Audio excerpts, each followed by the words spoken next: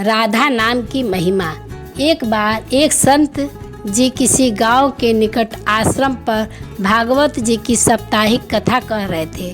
तीसरे दिन के वृत्तांत में वह कथा करते हुए बताने लगे, अनेक प्रकार के लोग जो पाप कर्म करते हैं उन्हें अनेक प्रकार के नरकों में जाना पड़ता है, लेकिन एक उपाय है जिसके द्वारा नरकों में जाने से बचा जा सकता है।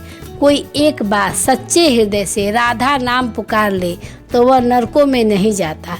एक सेठ जी जो रोज आकर सत्संग सुना करते थे, सत्संग समाप्ति के पश्चाताप वह संत जी के चरणों में आकर बड़े जोर से रोने लगे। संत जी ने कहा, अरे सेठ जी क्यों रोते हो, तुम्हारा मन उदास क्यों है? सेठ जी रोते हुए कहने लगे, भगवान आपकी कृपा से मुझे सब कुछ प्राप्त है, पर मेरे मन में को एक बड़ी चिंता सताती है। संत जी कहने लगे, कहिए कौन सी चिंता है? सेठ जी कहने लगे, आज आपने भागवत कथा में नरकों का वर्णन किया है और वर्णन करते हुए बताया है कि जीवों को अनेक पापों से नरकों की प्राप्ति होती है, लेकिन एक उपाय है जिसके द्वारा नरकों में जाने से बचा जा सकता है। तो प्रभु मैं तो आपकी शरण में हूँ, रोज़ सत्संग सुनने आता हूँ। मेरे मन में तो यह विश्वास है कि आप संतों की कृपा से, भागवत की कृपा से मेरा उद्धार हो ही जाएगा, लेकिन मेरा एक छोटा भाई है जिसकी उम्र 50 साल है। वह ना सत्संग में जाता है, ना परमात्मा पर विश्वास करता है और ना ही प्रभु का नाम सुमिरन करता है। उसका उद्धार किस प्रकार होगा? मुझे उसकी बड़ी चिंता सताती है। मैं उसे बहुत बार समझाने का प्रयास करता हूँ, इस संसार के काम तो होते रहेंगे, तुम भगवान के नाम का स्मरण किया करो।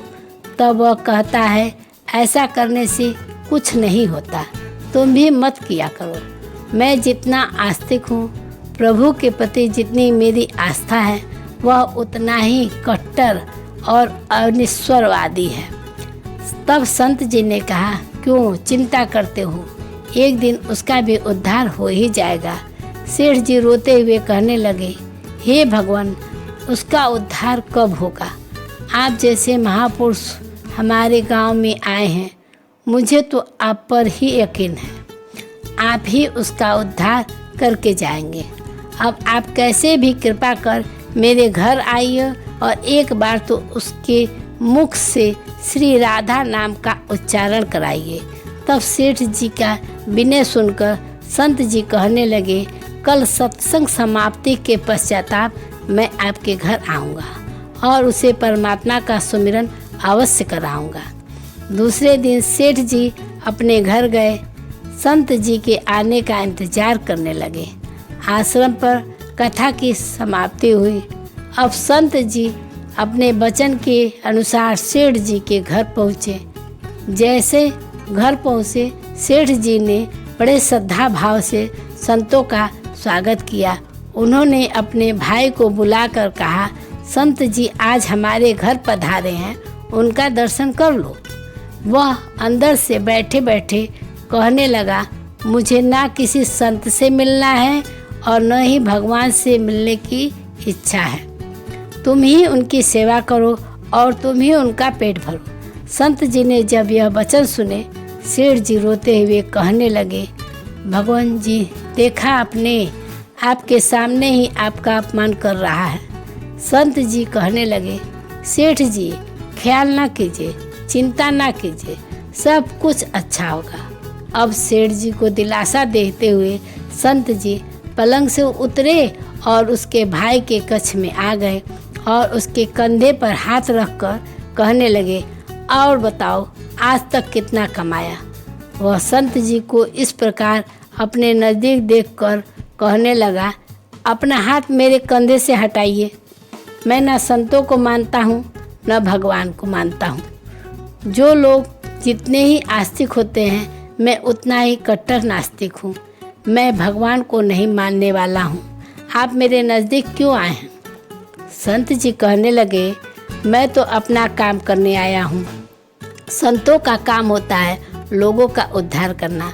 आज तो मेरे उद्धार का कार्य मिला है तो अवश्य करके ही जाऊँगा। वह सेठ का भाई भी बड़ा कट्टर था।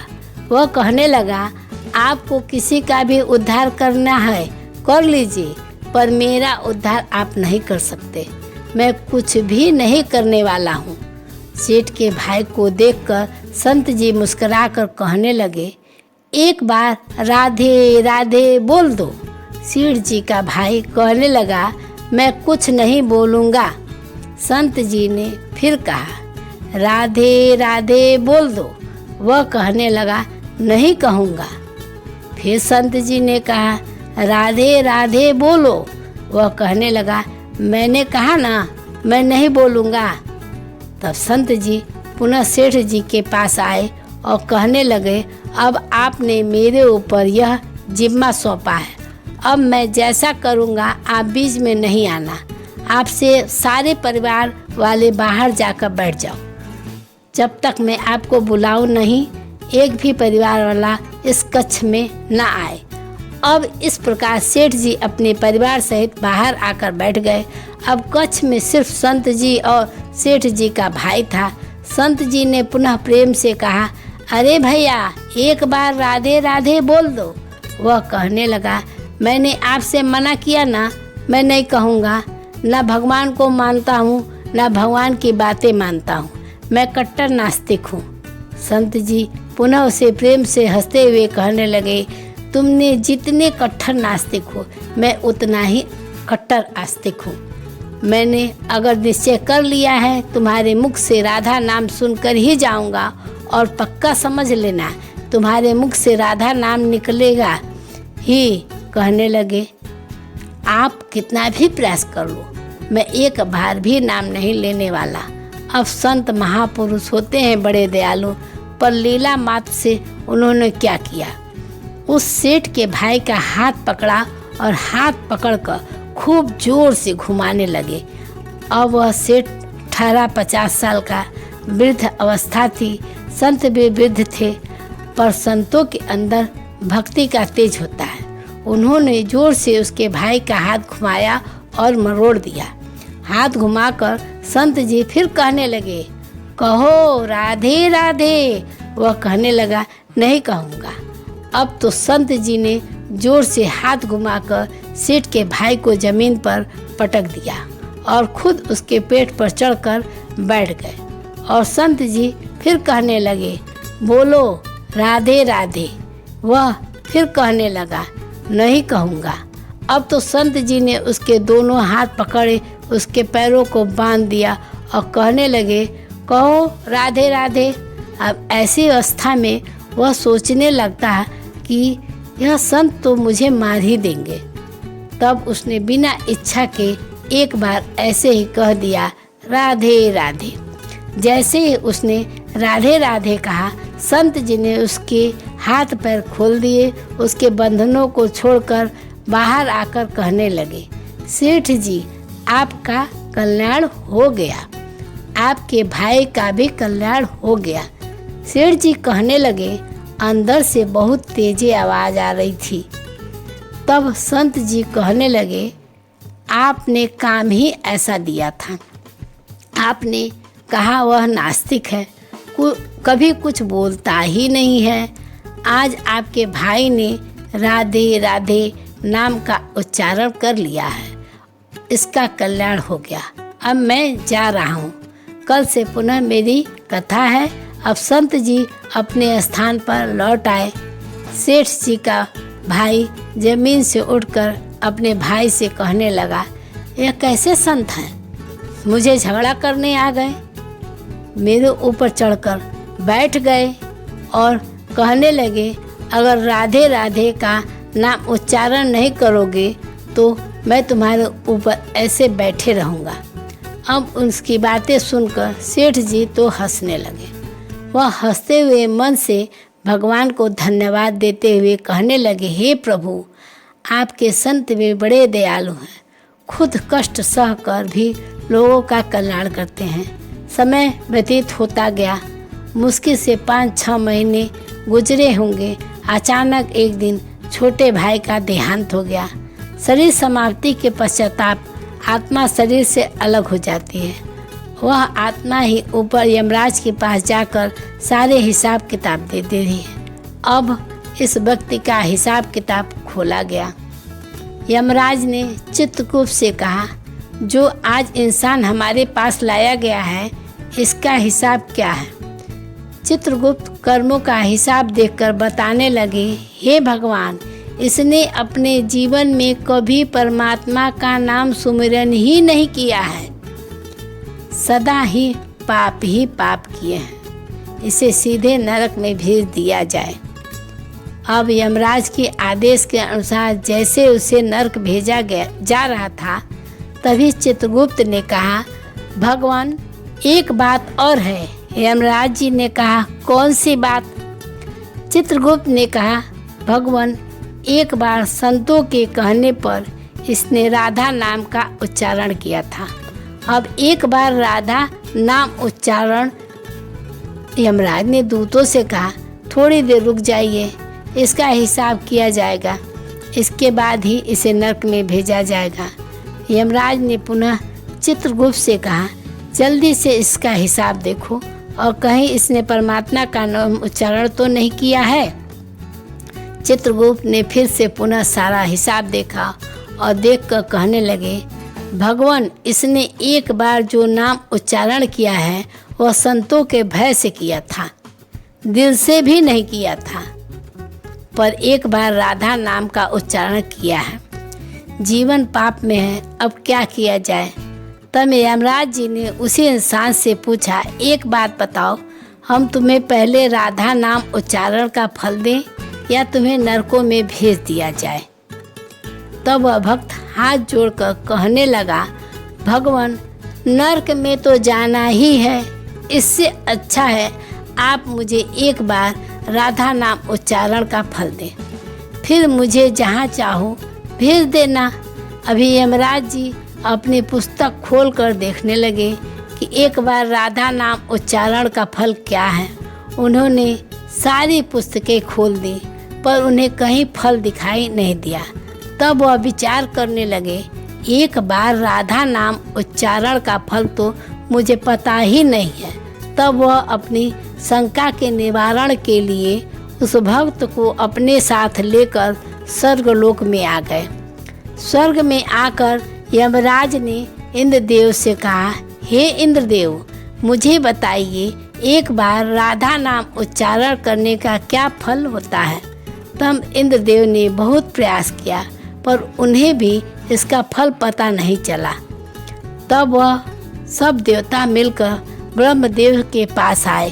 ब्रह्मदेव ने जब उन सबको देखा, ब्रह्मदेव उनसे पूछने लगे, यह आपके साथ इंसान कौन है? तब इंद्रदेव कहने लगे, भगवान, इसने एक बार राधा नाम का उच्चारण किया है, बाकी सारा जीवन इसने पाप किया है।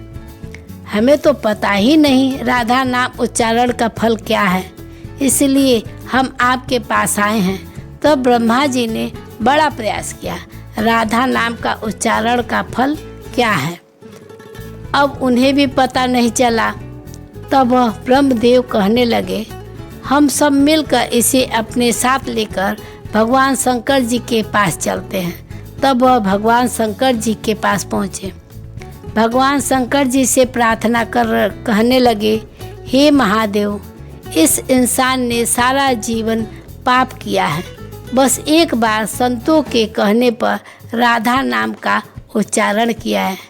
अब आप बताइए, एक बार राधा नाम उच्चारण का क्या फल मिलता है?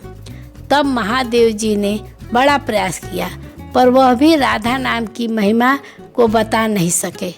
तब शंकर जी कहने लगे, अब हमें भगवान श्री कृष्ण के पास चलना पड़ेगा, क्योंकि वही राधा तत्व को जानते हैं। ऐसा सोचकर सब देवी देवता भगवान शंकर के साथ मिलकर उस इंसान की आत्मा को लेकर भगवान श्री कृष्ण के गोलोक धाम में पहुँचे। गोलोक धाम में भगवान श्री कृष्ण राधा जी के साथ अपने आसन पर विराजमान थे। भगवान श्री कृष्ण ने सब देवी देवताओं का सम्मान किया और उनसे आने का कारण पूछा, आज अचानक से आने का क्या कारण है? तब भगवान शंकर हाथ जोड़कर कहने लगे, हे भगवान, यह इंसान इसे धरती से लाया गया है।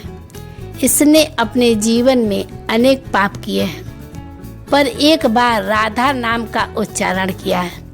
यमराज जी को पता नहीं है कर सके कि एक बार राधा नाम उच्चारण का क्या फल होता है। तब वह इसकी जानकारी लेने के लिए इसके साथ इंद्र जी के पास स्वर्ग में आए थे। फिर स्वर्ग से होते हुए ब्रह्मलोक में आए, फिर ब्रह्मलोक से होते हुए यह मेरे पास पहुँचे हैं। अब मैं इन सब को आपके साथ लेकर अपने साथ लेकर आपके पास आया हूँ। अब आप ही बताइए, एक बार राधा नाम का उच्चारण का क्या फल हो सकता है। जब इस प्रकार बातें चल रही थी तब श्री कृष्ण के पास बैठी राधा रानी बड़े जोर से हंसने लगी। तब श्री कृष्ण ने कहा, हे राधिका, क्यों हंसती हो। तब राधिका कहने लगी, हे भगवान, यह अभी तक राधा नाम का महत्व समझ नहीं सके। तब भगवान शंकर जी कहने लगे, हे महारानी, राधिका के नाम का क्या असर है, आप हमें बताइए। तब राधिका जी कहने लगी, हे महादेव, आप खुद सोचिए, इस व्यक्ति ने एक बार राधा नाम जपा। वह एक बार राधिका के नाम जपने से स्वर्गलोक की सैर करके आया, ब्रह्मादेव का ब्रह्मलोक में दर्शन करके आया। आप महादेव लोक में आपने इसको दर्शन दिया। आज एक बार उच्चारण के प्रभाव से यह आप सबको साथ लेकर हमारे गौलोक धाम में आया है, मेरे दर्शन और श्री कृष्ण का पूजन कर रहा है। इससे अधिक राधा नाम का और फल क्या हो सकता है। जब राधिका जी ने इस प्रकार एक बार राधा नाम का पूरा महत्व बताया तो यमराज कहने लगे, यह तो बड़ा अनंत फल है। जो व्यक्ति नरकों में जाने वाला था वह एक बार उच्चारण से सब लोग की यात्रा कर भगवान श्री कृष्ण और राधा रानी के चरणों में उपस्थित हो गया। इससे अधिक फल और क्या हो सकता है। तभी फिर से यमराज कहने लगे, भगवान, क्या अब इसे नरकों में जाने की आवश्यकता नहीं है। तब श्री कृष्ण जी कहने लगे, हे धर्मराज, जिसने एक बार राधा रानी के चरणों का दर्शन कर लिया हो वह तो कभी भी नरक में जा ही नहीं सकता है। तब वह भक्त जो वहाँ पर राधा रानी के दर्शन कर रहा था वह कहने लगा, हे महारानी, मैंने तो संतों के भय में आकर आपका राधा नाम उच्चारण किया था, पर जो सच्चे हृदय से आपके नाम का उच्चारण करते हैं उन्हें तो जीवन में कोई भय होगा ही नहीं।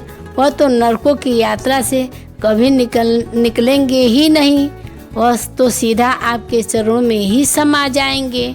तो इतना महत्व है एक बार राधा नाम के उच्चारण का।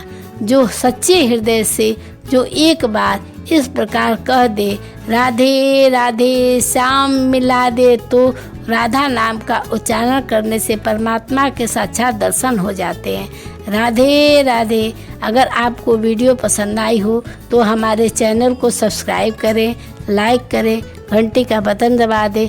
राधे राधे।